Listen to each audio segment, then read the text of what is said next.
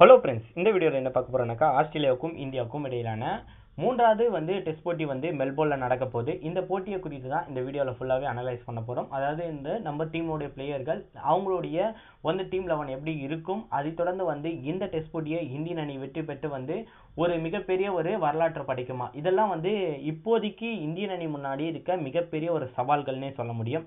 ஆஸ்திரேலியாவுக்கும் இந்தியாவுக்கும் இடையிலான டெஸ்ட் தொடர் ஆரம்பிக்கும் போது என்ன இந்தியன் அணி கணிச்சதுனாக்கா, கண்டிப்பா இந்த தொடர் அவ்வளோலாம் ஒன்றும் கஷ்டமா இருக்காது. கண்டிப்பா இந்திய வீரர்கள் மிக சிறப்பான ஒரு ஆட்டத்தை வெளிப்படுத்துவாங்க, ஆஸ்திரேலிய அணியை வீழ்த்திடுவாங்க. இதுக்கான காரணங்களா என்ன பார்க்கப்பட்டதுன்னா, ஸ்டீவன் ஸ்மித் இல்ல, அதை தொடர்ந்து டேவிட் வார்னரும் இல்ல.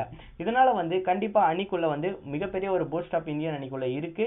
எனக்கு உத்வேகமான ஒரு அணி, நம்பர் 1 சைட். அதனால கண்டிப்பா இந்த முறை ஈஸியாவே ஆஸ்திரேலிய அணியை வீழ்த்திடும்ன்ற மாதிரி தான் பார்க்கப்பட்டது. இதற்கு மத்தியில தான் இந்த தொடர் ஆரம்பிச்சது. அது மாதிரியே தான் ஃபர்ஸ்ட் போட்டியை இந்தியன் அணி ஒரு வெற்றியை பதிவு பண்ணாங்க அடிலையில். இதற்கு அடுத்தது பெர்த்தில் தான் ஏற்பட்ட தோல்வி தான் இந்தியன் அணிக்கு மிகப்பெரிய ஒரு பின்னடைவை கொடுத்துச்சுன்னு கூட சொல்ல முடியும். கிட்டத்தட்ட இந்தியன் அணி என்ன நினைச்சாங்கன்னா, ஃபாஸ்ட் பவுலிங்க்கு சாதகமான இந்த பிச்சை நம்ம எப்படியாவது வெற்றி பெறணும்னு நினைச்சாங்க. ஆனா அந்த அணி என்ன யோசிச்சாங்கன்னாக்கா, நாங்க நாதல் லைனியா வச்சு இந்த மேட்சை முடிப்போன்ற மாதிரி முடிச்சு ஒரு நல்ல கணிசமான விக்கெட்டுகளும் அவரும் எடுத்து இந்த மேட்சை இந்தியன் அணி வின் பண்ணாத பண்ணிட்டாங்க. இதற்கெல்லாம் இடையில பாத்தீங்கன்னாக்கா, இப்போ மூன்றாவது டெஸ்ட் போட்டி மெல்போர்ன்ல நடக்குது. மெல்போர்ன்ல இது வரைக்கும் இந்தியன் அணி என்ன வரலாற்று படிச்சிருக்குன்னு பாத்தீங்கன்னாக்கா, இது வரைக்குமே ஒரே ஒரு 2 வெற்றியை மட்டும் தான் இந்திய அணி பண்ணியிருக்காங்கன்னு சொல்ல முடியும். கிட்டத்தட்ட ஒரு கணிசமான போட்டிகள்ல டிராவும் பண்ணியிருக்காங்க. ஆனாலும் கூட லாஸ்டா வின் பண்ணதுன்றது 37 வருஷம் ஆயிடுச்சு. இதுக்கு முன்னாடி இந்த ஒரு வெற்றியை பெற முடியுமா? எப்பவுமே வரலாறுகள் என்றது கிரிக்கெட்ல ஒரு தழும்பு மாதிரி, அதை மாத்தணும்ன்றது ஒரு சாதாரணமா நம்ம சொல்லிட்டு போயிடலாம். இன்னைக்கு வரைக்கும் நம்ம எக்ஸாம்பிள் எடுத்தோம்னாக்கா, ஐசிசில மிக சிறப்பான ஒரு அணியா சவுத் ஆப்பிரிக்கா விளங்கினாலும் கூட ஒரு கப் அடிக்கிற ஒரு திறமை அந்த அணிக்கிட்ட இல்லை. ஏன்னா நாக் அவுட் அந்த மாதிரி விளையாடுவாங்க. லாஸ்டா அடிலையில் ஒரு முறை சூப்பரா ரன்களை குவிச்சு 2வது இன்னிங்ஸ்ல டிராவிட் அவர்கள் முடிச்சிருப்பாரு. அது தொடர்ந்து ஒரு 15 வருஷம் கிட்டத்தட்ட ஆயிருக்கும்னு நினைக்கிறேன். அந்த ஒரு வரலாற்றை இங்கிலாந்துல படைக்கிற மாதிரி இந்தியன் அணி வந்துச்சு, ஆனா படைக்க முடியல. அதுதான் இப்போதைக்கு கிரிக்கெட்டுடைய வரலாறுன்றது அந்த மாதிரி ஒரு விஷயம். அந்த ஒரு வரலாற்றை மாத்தணும்னாக்கா இந்திய வீரர்கள் கணிசமா போராடக்கூடிய ஒரு திறமைக்கு வரணும். அப்படின்னா மட்டும்தான் கண்டிப்பா இந்தியன் அணியால இந்த ஒரு வெற்றின்றது நினைத்து கூட பார்க்க முடியும். என்னதான் ஆஸ்திரேலிய அணி யாருமே இல்லைனாலும் ஆஸ்திரேலியன் அணின்றது ஒரு குவாலிட்டியான சைட் தான் எப்பவுமே. ஏன்னாக்கா இவ்வளோ பிளேயர்கள் இல்லைன்னு நம்ம சொல்லும் போதும் கூட தங்களுடைய விட்டு கொடுக்காத ஒரு மனப்பான்மையை அந்த அணி வீரர்கள் கொண்டு வராங்கன்னும் போது கண்டிப்பா ஒரு ஆஸ்திரேலியன் அணி ஒரு மிக சரியான ஒரு சைடா தான் இருக்கும். சரி, இதெல்லாம் பார்த்துட்டோம். இப்போதைக்கு நம்மளுக்கு முன்னாடி வரலாறுகளும் இருக்கு. இந்த நேரத்துல இந்தியன் அணியில இப்போதைக்கு டீம் 11 இன்ட்ரோடியூஸ் பண்ணியிருக்காங்க. அனுமன் விகாரியும், அதை தொடர்ந்து பாத்தீங்கன்னாக்கா ரோஹித் சர்மா அவர்களும் ஓப்பனிங் இறங்குவாருன்ற மாதிரி நம்ம முன்னாடி எல்லாம் கெஸ் பண்ணோம். அதாவது ரோஹித் சர்மா ஓப்பனிங் இறங்குவாருன்ற மாதிரி கெஸ் பண்ணோம். பட் அதெல்லாம் இல்ல. கண்டிப்பா மாயக் அகர்வாலும் விகாரியும் ஓப்பனிங் இறங்க போறாங்க. சரி, இந்த ஓப்பனிங் எப்படி இருக்கும்? அதாவது 4 இன்னிங்ஸ்கள் இந்தியன் அணியோட ஓப்பனிங் ஃபெயிலியர் ஆயிடுச்சு. இந்த கட்டத்துல தான் இப்போதைக்கு இந்தியன் அணி மேல மிகப்பெரிய ஒரு பிரஷர் வந்துச்சு. அந்த நேரத்துல தான் மாயக் அகர்வால் உள்ள வராரு டீமுக்குள்ள. அனுமன் விகாரி பேக்ல இருந்து ஃப்ரண்ட்டுக்கு போய் ஓப்பனிங் களமிறங்குறாங்க. இந்த நேரத்துல 2 பேரும் கிடைச்ச ஒரு வாய்ப்பை சூப்பரா பயன்படுத்தணும்னு சொல்லிட்டு தங்களுடைய ஆட்டத்தை விளையாட தொடங்குவாங்க. மெல்போர்னை பொறுத்த வரைக்கும் பாத்தீங்கன்னாக்கா, நல்ல ஒரு பேட்ஸ்மேன்களுக்கு ஒரு சாதகமான பிட்ச். இங்க கணிசமான ரன்களை குவிக்க முடியும். இதுக்கு முன்னாடி இப்போ ரீசெண்ட் டைம்ல பேட்டி கொடுத்தவர்களை பார்க்கும்போது ரவி சாஸ்திரி என்ன சொல்லியிருந்தாருனாக்கா, இந்த டெஸ்ட் போட்டியை நாங்க கம்பேக் ஆகும்ன்ற மாதிரி அவர் பேசியிருந்தாரு. அதுக்கப்புறமா பல கேள்விகள் நம்மளுக்கு முன்னாடி போகுதுன்னே சொல்ல முடியும். என்னடா என்ன கேள்விகள்லாம் போகுதுன்னு நம்ம கேட்கும் போது, இந்த டெஸ்ட் போட்டி கண்டிப்பா இந்தியன் அணி வெல்லுமா? ஏன்னா இவ்வளோ வரலாற்றை மாற்ற போற ஒரு டெஸ்ட் போட்டியா இருக்கு. அப்போ ஆஸ்திரேலிய அணி குவாலிட்டியான சைடா இருக்கு. அதுக்கேற்றாறு போலதான் இப்ப டீம் 11 செட் பண்ணிருக்காங்க. ரோஹித் சர்மா கம்பேக் ஆகியிருக்காரு. இந்த ஓப்பனிங் பேரும் இந்தியன் அணிக்கு ஒரு அட்வான்டேஜ் கொடுக்கும்ன்ற மாதிரி பார்க்கப்படுது. ஏன்னாக்கா ரொம்ப பிறகு ஒரு வாய்ப்பு கிடைக்குது. 4 இன்னிங்ஸ்கள் ஓப்பனிங் ஃபெயிலியர், அதுக்கப்புறமா ஒரு வாய்ப்பு. அப்படின்னும் போது அந்த ஒரு வாய்ப்பை எப்படி பயன்படுத்துவாங்கன்ற போது கண்டிப்பா நல்லாவே பயன்படுத்துவாங்கன்ற மாதிரி தான் பார்க்கப்படுது. அதுக்கு அடுத்ததான் நம்ம கிட்ட நம்பர் 1 பாத்தீங்கன்னாக்கா நம்மளுடைய சத்தீஸ்கர் புஜாரா இருக்காரு. புஜாராவை பொறுத்த வரைக்கும் முதல் மேட்ச் வெற்றி பெற்றதுன்னா இந்தியாவுக்கு அது இவர் மட்டுமே காரணம்னே சொல்ல முடியும். கிட்டத்தட்ட இந்தியன் அணியோட வெற்றிக்கு அவ்வளோ ஒரு பாடுபட்டாருன்னே சொல்ல முடியும். அதுக்கப்புறமாக்கா இந்தியன் அணியோடைய ஒரு மிகப்பெரிய ஒரு பிளேயரா பார்க்கப்படக்கூடிய விராட் கோலி அவர்களை பொறுத்த வரைக்கும் டெஸ்ட் மேட்ச்ல அவரை மிஞ்சிக்க ஆள் இல்லைன்ற அளவுக்கு தன்னுடைய ஆட்டத்திறனை எவ்வளவுதான் எடுத்துட்டு போக முடியுமோ அந்த நிலைக்கு எடுத்துட்டு போவாரு. அதனால வந்து ரோஹித் சர்மா கணிசமான ரன்களை வந்து குவிக்கிறதுக்கான வாய்ப்புகளும் அதிகபட்சமா இருக்கு. இப்போதைக்கு வந்து பாத்தீங்கன்னாக்கா அதுக்கு அடுத்த இடத்த நம்ம பார்க்க போறோம். அதுக்கு அடுத்ததா வந்து பாத்தீங்கன்னாக்கா தன்னுடைய ரஹனா வந்து களமிறங்க போறாரு. ரஹனா வந்து பிரஸ் மீட்டிங்ல வந்து பேட்டி கொடுத்திருக்காரு. கண்டிப்பா இதுக்கு மேல இன்னும் ஒரு 2 செஞ்சுரி நான் கண்டிப்பா அடிப்பேன்ற மாதிரியும் அவர் பேட்டி கொடுத்திருந்தாரு. இன்னும் 2 செஞ்சுரி கூட அவர் அடிக்க தேவை கிடையாது. ஒரு 50+ அடிச்சாலே வந்து அது இந்தியன் அணிக்கு மிகப்பெரிய ஒரு அட்வான்டேஜ் கொடுக்கும்ன்றதுல நம்மளுக்கு தெரிஞ்ச ஒரு விஷயம் தான். அதுக்கு அடுத்ததா வந்து டான் ரோஹித் இறங்குவாரு. ரோஹித் சர்மா கண்டிப்பா சொல்றேன், இந்த மெல்போர்ன் கிரவுண்ட்ல என்ன பொறுத்த வரைக்கும் என்னுடைய பர்சனல் ஒப்பீனியன்ட்டா வந்து இந்த போட்டியை அவர் வந்து மிக சிறப்பான ஒரு வாய்ப்பை பயன்படுத்துவாரு. எப்பவுமே ரோஹித் சர்மாவை பொறுத்த வரைக்கும் ஒரு பிரஷருக்கு மத்தியில ஒரு விளையாடுறாருனாக்கா அந்த ஒரு வாய்ப்பை வந்து அவர் சரியாவே பயன்படுத்துவார். நம்ம நல்லாவே பார்த்துருக்கோம் இதுக்கு முன்னாடி. அந்த மாதிரியான ஒரு வாய்ப்புகள் தான் இப்போ விளையாடுறாரு. ஏன்னாக்கா 2வது டெஸ்ட் போட்டி அவர் தூக்கி போய் வெளியே உட்கார ஒரு சீனியர் பிளேயரா ஒரு ஆடியன்ஸா வந்து வெளியே உட்காரும் போது அந்த ஃபீலிங் இருக்கு இல்லைங்களா, அது வந்து கண்டிப்பா வந்து சொல்லவே முடியாது. அணிக்குள்ளவே வரலனாலும் கூட சரி ஜாலியா வந்து பார்த்துட்டு இருந்துடலாம். ஒரு அணிக்குள்ள உள்ள போயிட்டு ஒரு பிளேயரை வந்து அந்த போய் ஷெட்யூல்ல நம்ம பார்த்துட்டு இருந்தோம்னாக்கா அது நம்மளுக்கே ஒரு மிகப்பெரிய ஒரு அழுத்தத்தை கொடுக்கும். அந்த மாதிரி வந்து ஒரு மிகப்பெரிய ஒரு புகழ்பெற்ற ஒரு மனிதன் வந்து வெளியே உட்காந்துட்டு இருக்காருன்னும் போது நம்ம அதை வந்து பார்க்க வேண்டிய ஒரு விஷயம். அதனால வந்து கண்டிப்பா ரோஹித் சர்மா அவர்கள் வந்து இந்த ஒரு வாய்ப்பை கண்டிப்பா 50+ஆவோ இல்ல வந்து 100 கூட எடுத்துட்டு போறதுக்கான வாய்ப்புகள் அதிகபட்சமா இருக்குன்னு தான் என்னுடைய ஒப்பீனியன்ட்டா நான் போஸ்ட் பண்றது. தனிப்பட்ட முறையிலையும் ரோஹித் சர்மாவை இவ்வளவு நாள் பார்த்ததுலயும் வந்து கண்டிப்பா இந்த டெஸ்ட் போட்டியை வந்து ரோஹித் சர்மா அவர்கள் முதல் இன்னிங்ஸ் குறிப்பா கண்டிப்பா நல்ல ஒரு ஆட்டத்தை வந்து வெளிப்படுத்துவாருன்றதுல எந்த ஒரு மாற்று கருத்தும் இல்லை.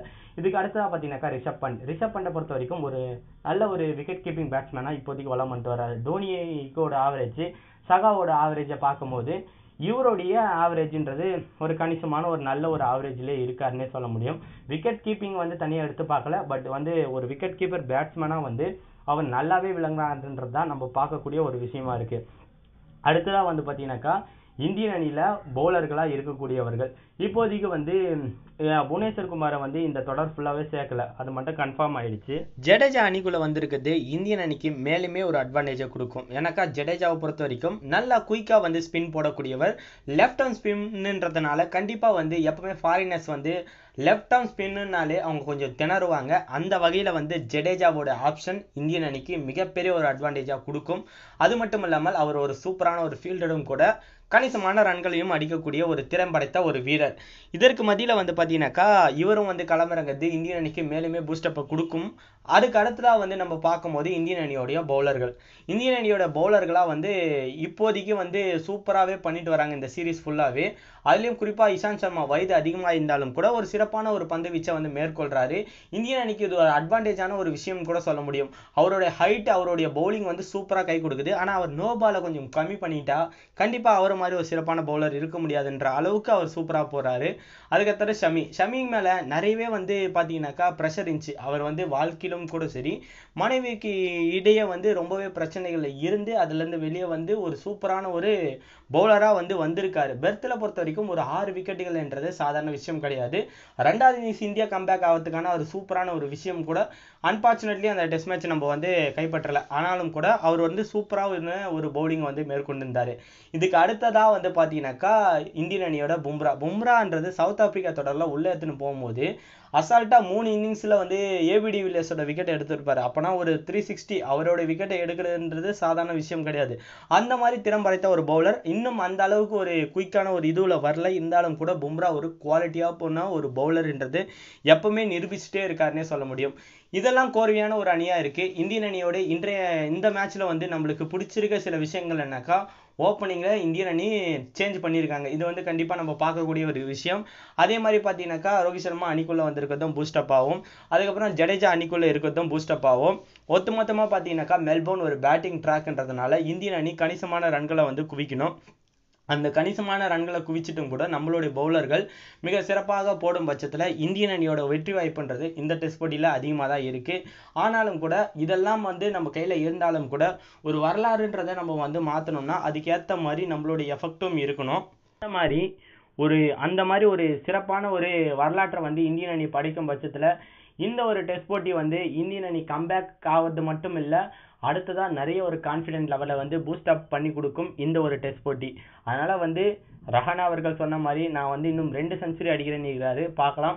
கண்டிப்பா என்னை பொறுத்த வரைக்கும் என்னுடைய கணிப்புல வந்து கண்டிப்பா இந்த மேட்சை வந்து விராட் கோலி அவர்கள் மிக சிறப்பான ஒரு ஆட்டத்தை வந்து விளையாடுவாரு. அதுக்கு அடுத்ததா வந்து பாத்தீங்கன்னாக்கா நல்ல ஒரு இது வந்து புஜாரா அவர்களும் வந்து தன்னுடைய ஆட்டத்தை வந்து விளையாடுவார். ரகானா நல்ல ஒரு ஸ்ட்ரைக்கிங் கொடுப்பாரு. ரோஹித் சர்மா கண்டிப்பாக இந்த டெஸ்ட் போட்டியில் பேசப்படுவார்ன்றது தான் என்னோட தனிப்பட்ட கருத்து. ஏன்னா ஒரு வாய்ப்பு இல்லாத ஒரு வீரர் வந்து வெளியே உக்காந்துட்டு இருக்கும்போது உள்ள வராருன்னும் போது கண்டிப்பாக அவர் வந்து அந்த ஒரு விஷயத்த வந்து செய்வார். ஜடேஜா ஒரு சூப்பரான ஒரு ஆல்ரவுண்டரா, ஏன்னாக்கா அவருக்கு வந்து போட்டின்றது அதிகபட்சமாகவே இருக்குன்னே சொல்ல முடியும். ஏன்னாக்கா அஸ்வின் இருக்காரு, அதுக்கப்புறமா வந்து பார்த்தீங்கன்னா ஹார்திக் வேற உள்ள வந்திருக்காரு. இதனால கடும் ப்ரெஷருக்கு மத்தியில் தான் வந்து ஜடேஜா இருக்காரு. எல்லாரை விட வந்து ப்ரெஷர்னு பார்த்தீங்கன்னா அது கண்டிப்பாக ஜடேஜாக்குன்னு தான் நான் சொல்லுவேன். கண்டிப்பாக ஜடேஜா வந்து இதை வந்து ஒரு வாய்ப்பை வந்து சரியாக பயன்படுத்துவார். ஒட்டுமொத்தமாக இந்த டீம் வந்து இப்படி இருக்கும்போது ஆஸ்திரேலியன் டீமும் வந்து நல்ல ஒரு ஹெவி வெயிட்டாக தான் இருக்குது. அந்த அணியோடைய ஸ்டார்க் ஆகட்டும், அதை தொடர்ந்த நாதன் லைன் ஆகட்டும், அதுக்கப்புறம் பார்த்தீங்கன்னாக்கா ஃபார்ம் அவுட்ல இந்த அருண் பிஞ்ச், ஆரிஸ், அதுக்கப்புறம் கவாஜா, இவங்கெல்லாம் வந்து சரியான விளையாடும் பட்சத்தில் வந்து அந்த அணி வந்து எப்பவுமே வந்து ஒரு வெயிட்டான ஒரு சைடாக தான் மாறும். எனவே கண்டிப்பாக இந்த ஒரு டெஸ்ட் போட்டி மேலே எல்லாருக்குமே ஒரு ஆர்வம் இருக்குது. வரலாற்றை மாற்ற போதா இல்லை வந்து வரலாறு கிட்ட சிக்க போதா இந்தியா, அதுதான் வந்து இப்போ நம்ம முன்னாடி இருக்க கேள்வி. இந்த கிரவுண்ட் வந்து கண்டிப்பாக கணிசமான நல்ல ஒரு ரன்களை குவிக்கலாம். முதல் பேட்டிங் முதல் இன்னிங்ஸ் எடுக்கிற அணியை பொறுத்த வரைக்கும் மேபி 400 கிராஸ் பண்ணுறதுக்கு கூட சம வாய்ப்பு இருக்குன்னே சொல்ல முடியும். உங்களை பொறுத்த வரைக்கும் இந்த டெஸ்ட் போட்டியில் யாரெல்லாம் சூப்பராக விளையாடுவாங்க, நீங்கள் வந்து உங்களுடைய தனிப்பட்ட கருத்துக்களை வந்து கீழே இருக்க கமெண்ட் பாக்ஸில் கமெண்ட் பண்ணுங்கள். அது மட்டும் இல்லாமல் தமிழ் மாஸ் வீடியோஸை சப்ஸ்கிரைப் பண்ணி பக்கத்தில் இருக்க பெல் ஐக்கானை கிளிக் பண்ணுங்கள். எப்போல்லாம் நியூ வீடியோ அப்லோட் ஆகுதோ உடனுக்குடன் உங்களுக்கு நோட்டிஃபிகேஷன் வந்து கொண்டே இருக்கும்.